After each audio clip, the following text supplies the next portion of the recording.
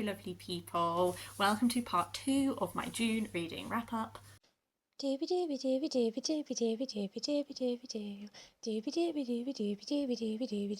vlogs. Sorry, a bird was doing something weird outside. I've got another bunch of books to talk to you about. I'm just going to dive into it. I'm going to start off with a book that I gave 5 stars to. This is Funny Boy by Shyam Selvadurai. I absolutely loved this book. It's a novel, but it's split into sections which are almost like short stories, but you're always rooted in RG and his experience in his life, but you jump through time, so you're only really seeing these like highlight moments of his life.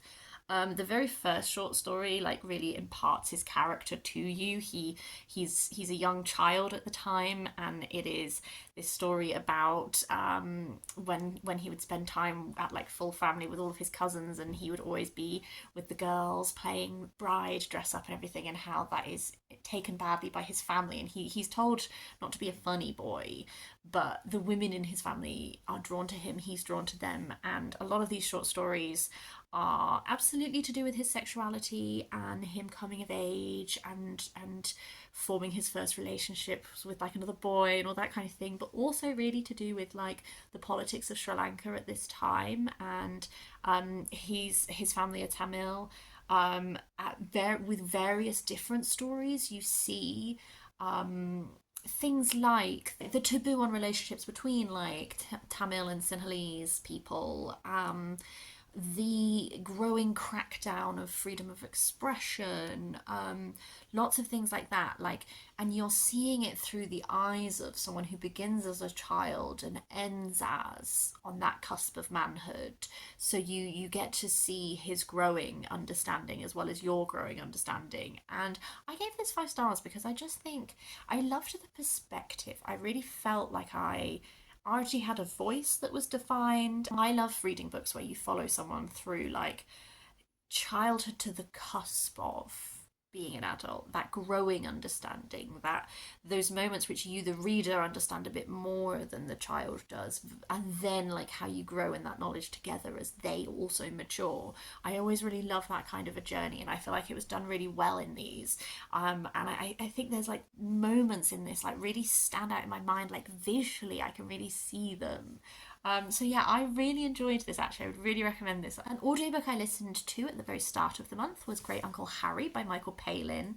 I just like Michael Palin's voice. So I've been working my way through the audiobooks of his that my library has. This one is looking at his great uncle Harry and unspooling his knowledge of I think he must have inherited these like diaries from him, and he lived during an interesting time. Like he took part in World War I. He emigrated to New Zealand, not Australia. Now question. I know he was in New Zealand, I think. I always enjoy Michael Palin. He narrates so well. I think that Michael Palin definitely did a good job of bulking out what diary evidence he has. I don't think that his great uncle Harry is that interesting of a person, but I think that he lived through interesting times. So Michael Palin bulks out a lot of what is this like diary narrative with, contextualizing like what he is doing these things in this time, like what is the wider story of how that came to be, how he came to be there, like particularly when it comes to his experiences in the First World War, the wider narrative of what's happening in the war at that time, all that sort of thing. So he definitely is putting like his own skills as a writer and historian, everything like to bring that element to it. I did enjoy this. I don't think it's my favorite of his. I think it's like a solid like 3-star book for me, but I just really enjoy listening to Michael Palin talk to me. I read on ebook Ace, What Asexuality Reveals About Desire, Society, and the Meaning of Sex by Angela Chen, which I've been wanting to read for ages because I believe it was Bookish Realm gave like such a glowing review of this. This was a really illuminating piece of nonfiction. Like, I have existed in online queer spaces for quite a while, so asexuality was not a new concept to me. If it is something that you're not super familiar with, I definitely think that this book does a great job of like exploring what that is in a way that is like very accessible if you don't know anything, and shows you like the multiplicity of experience under that umbrella. But also, even if you are someone who you're like, yeah, you know, I exist in queer spaces, like I listen to people tell me about their experiences and everything, like I still think that this does a really intriguing discussion about interrogating these assumed ideas of sexuality and examining like relationships to desire, relationships to expressing these things in many, many different ways. I don't necessarily have that much to say about it, but I think it was very thought provoking, and I'm really pleased to have read it. I do a run of 4 books that were all lent to me by various people. I'm going to start off with Animal Farm by George Orwell. My mum lent this to me. I'm so pleased to have like finally read this.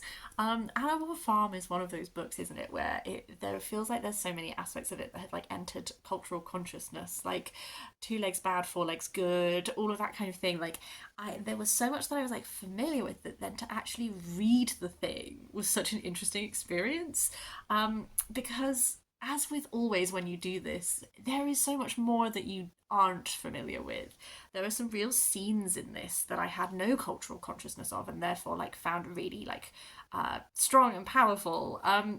I think you can definitely, when you read this, like it almost has like a fable quality to it, in that you know where the plot is going to go. This arc at no point was like wonderfully surprising, but I still think it is so well done, and it's punchy and it's pertinent still, I think. Obviously, like I'm not going to sit here and do like, this is a metaphor for the revolution, blah, blah, blah. Like, we know this. Other people have talked about this. I'm just here to say that if you think that this is something that you're like, I'm not sure I care about reading it, like, I already know everything about it, like, I still enjoyed the actual process of reading it. A dinky little book is The Little Book of Colour, How to Use the Psychology of Colour to Transform Your Life by Karen Haller. My friend at work lent this to me, who is a designer, because we were just, I shared that quiz that went round, I don't know if you know it, where it was like you did a quiz about, it assigned you your reading taste, a colour. And then my friend was like, oh, I have a book about colour if you want to read it. And I was like, oh, I want to read all books. Yes, thank you. So this is a sweet little examining like what colour even is. What does colour mean to us? How can colour affect us? And then it's like little things like quizzes about like finding your you know, your colour style and how to incorporate that into your life and blah blah blah. I have to say, this to me was like absolutely fine.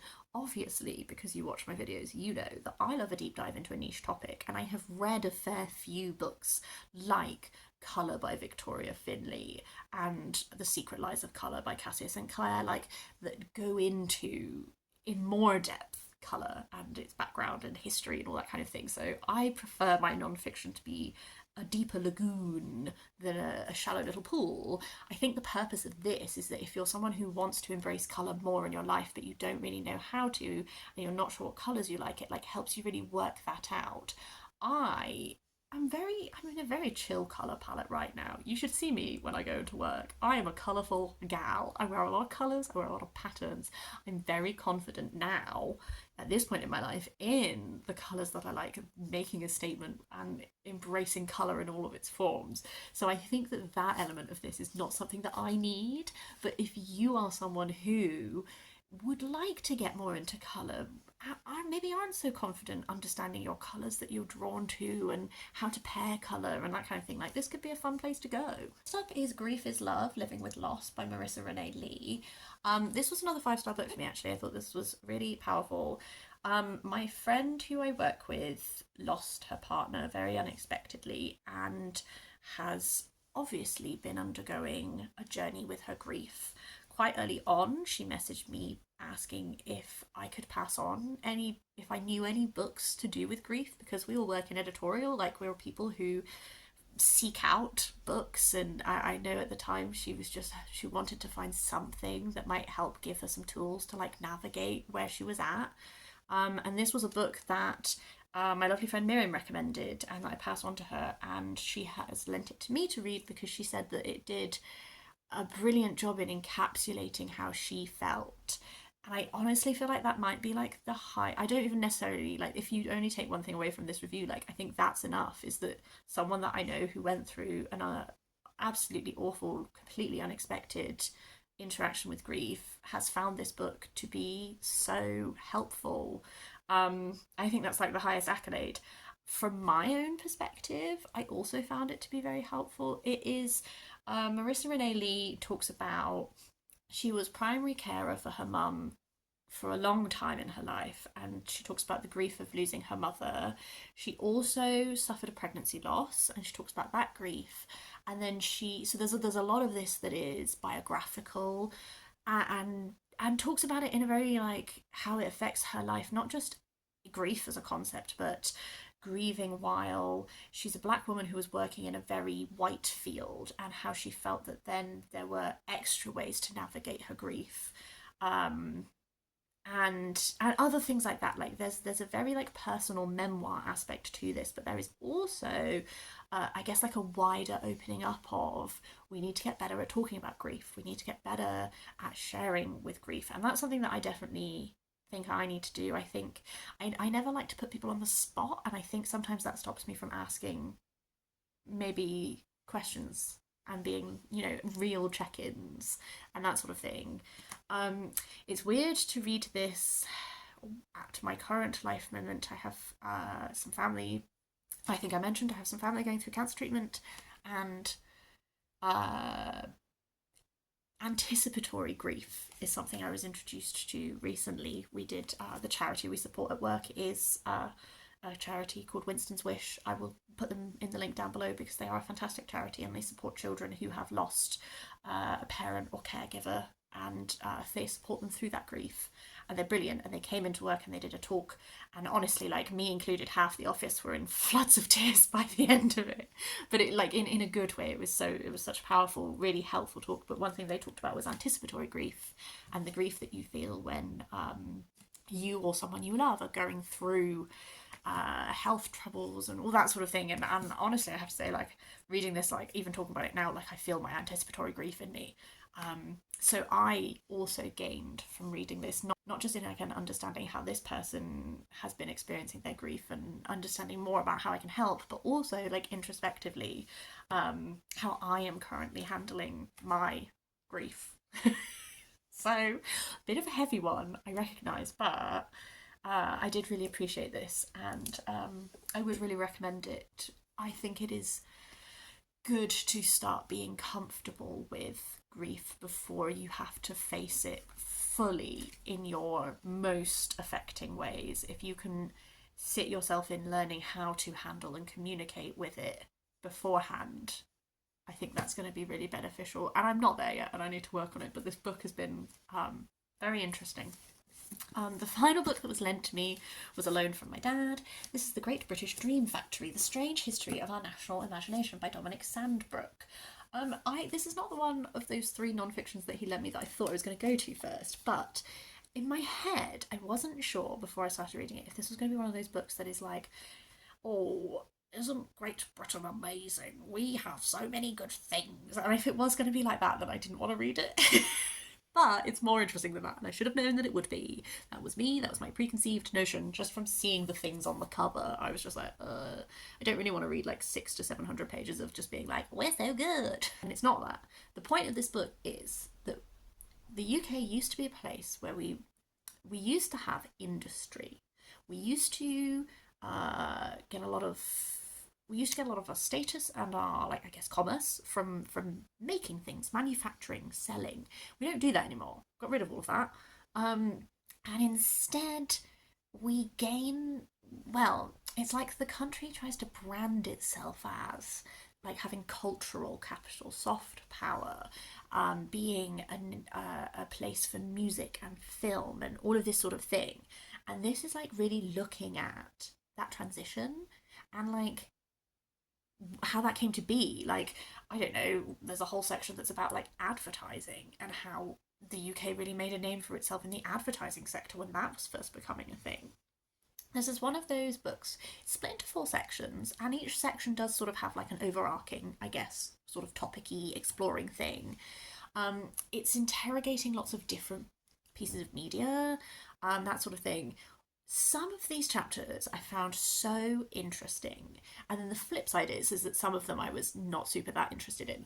I really enjoyed the chapter, like leading on from this concept of it talks a lot about how when advertising started to become a thing, like the UK was really good at advertising, and then that opens on to a conversation of this in the 90s, a lot of this artist movement almost tapping into the same sorts of things as advertising was doing, you know, people like Damien Hirst, that kind of thing. And that sort of like linking of those two strands I found really intriguing. There's a real takedown of Harry Potter in this, and like the magical story, like boarding school narrative thing. There were a lot of there's a look at James Bond that so interrogates this concept of James Bond being like a classless hero and actually being like no, class is baked into that story and that experience and those explorations, absolutely fundamental to that piece of media. Those were three that I really enjoyed. The flip side is that sometimes there were chapters where I was just like, yes, those things that you say exist, but I'm not quite sure what your point is. Like there was a whole chapter that was about like rock stars buying country houses, and I was just like, yes, they do. So it's one of those where I actually thoroughly enjoyed it. I kind of raced through it, had a really fun time reading it. I got to the end and I was like, I'm not necessarily sure that there was like a rallying, this is the point I'm making to everything. Sometimes it was just like, I have received information. I too like Doctor Who. So that's where like I did enjoy it and I had a fun time. And I think some of those chapters I really do like, I will think of and I'll be like, oh yeah, that was a really interesting point. Yeah, so I enjoyed that one a lot more than I thought I was going to, is my point. Penultimately is The Complete Graphic Works of William Blake, which is by David Bindham. This is a book that my partner got out from the library and we read it together, like sat next to each other. It was really, if I do say so myself, adorable of us. Just like flipping through. And it's essentially just a collection of the graphic works of William Blake, which was very interesting. One thing I really like about artists sometimes is I like seeing how artists return again and again to the same subject and practice it and refine it. And because this is like the graphics, so it's like this like these books that he did, that are like handwritten and illustrated and all that sort of thing, and it's just all of the pages of that in a big book, and you see him return to the same poses, you see him return to the same themes and ideas, and it's like, you know, like how many sunflowers Van Gogh like actually painted to try and get it right to do these explorations. Like it gave me that similar vibe of like, oh, you're drawing that man again, you're trying to nail that pose, you got to do the leg better this time, like that sort of thing. That was fun. Finally is a book I have mixed feelings on, and I've saved it to last because I'm gonna spoil the ending of this at some point. I will let you know in advance, don't worry. But I picked up Speedy Death by Gladys Mitchell because Sarah over at Sarah's Reading Journal, is it journal? I think it's Sarah's Reading Journal, not diary, on Instagram. I'll link her below as I always do. She messaged me and she was like, I've just read this book and it does something that I've never read a murder mystery do before, but it also did something that really pissed me off. And I was like, that's enough for me to get to the library and see if they have it. So I got out from the library just so I could talk to Sarah about it and understand her experience with both of those things. And I do understand. Gladys Mitchell is a murder mystery writer writing in the 1920s. The setup of this murder mystery is that you are in a big sprawling country house and then this the body of this woman is found in a bathtub, and there's a little professor who's staying there who's missing, and very quickly you realise that the body is the professor. The professor has been pretending to be a woman all of this time, and they're investigating what happened. Thus begins a sequence of events. This is introducing Mrs. Bradley, who I gather is a detective. This is the first of her Mrs. Bradley detective novels. What I did like about this, I found it very readable. I love like a 20s, 30s murder mystery where we're just like in a big country house and shenanigans are happening. Like, that was fun. There is a fun moment. The thing that Sarah had never read before happens quite a while in, so I don't want to spoil that aspect of it. I will talk about it in my spoiler section at the end. But that was a really fun detail, and I was like, oh, this is really novel actually. I'm really enjoying that aspect. the whole aspect of this woman who's been masquerading as a man, like, I really thought for a book written in the 1920s, I was really bracing myself for it to be like handled really badly. And it was hilarious because they were just like, yep, some women are like that. Because she was like also engaged to a woman. And I thought there was going to be like really like homophobic, transphobic or whatever, but they were just like, some people be that way. And then we moved on.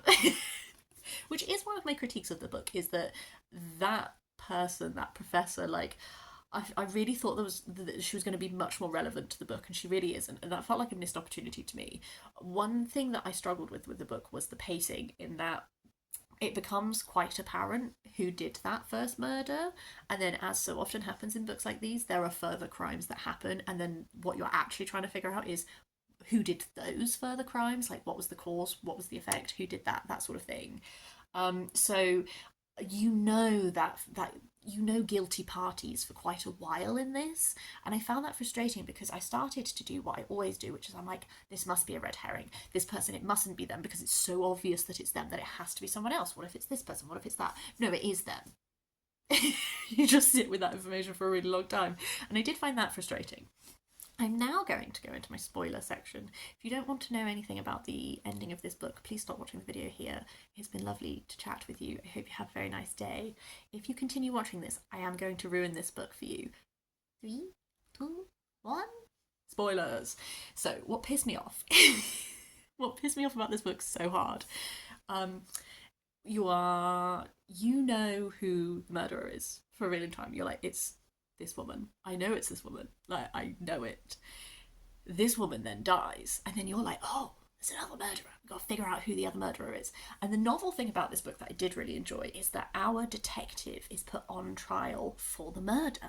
And I was like, oh, I've never read a murder mystery book before where the detective is the person who is literally like, she's in the dock. She's got her son, who's a lawyer, defending her. Like, God, that's cool. And I was really enjoying that.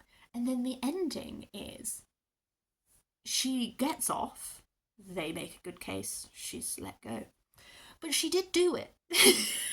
She did it. And the whole framing is like, oh, but I didn't kill her. I just erased her from existence because the woman that she killed was like insane. And if she hadn't killed her, she would have killed again. And she was doing everyone a favour, really. And I was just like, I'm sorry. It's okay because she's mentally ill? What? So the ending of this is so, it's about tone, is what it is. If the tone of the ending had been sinister, like, oh, she got away with it, ooh, I'd have been okay. If it was being framed like twist, I'd have been like, wow, neat, good book. No, the framing of the ending is literally everyone is complicit. They all know that she did it. They have all conspired to get her off. None of them feel bad about it in any way. And then you're setting me up for this woman to be the detective in a series? How does this woman have any authority to take anyone else to task for murdering people? You did that, babe. That was you. You murdered. You murdered. Just because it was a mentally ill young woman that you murdered doesn't mean that it's not murder. It, like, smacks of eugenicist to me. So it really pissed me off. I don't think you should read this book. Just live through me. Live through me. Live through this. Don't do it. Be free. That said, I did actually quite enjoy talking to Sarah about it. That's it. I'll call it a day there. Hope that you're having a lovely day. I'd love to hear your thoughts on any of these, particularly if you have read Speedy Death. Would love to talk to you in the comments down below. Please do give me your opinion, because a bunch of people were not bothered by that. A bunch of people did not feel the same way that I felt about it, and I can see them on the Goodreads reviews, and that's fine, but I would like to chat about it with you because I'd be very interested to see how you did find it. Otherwise, hope you're having a lovely day. I'll stop. I will see you next time for something different.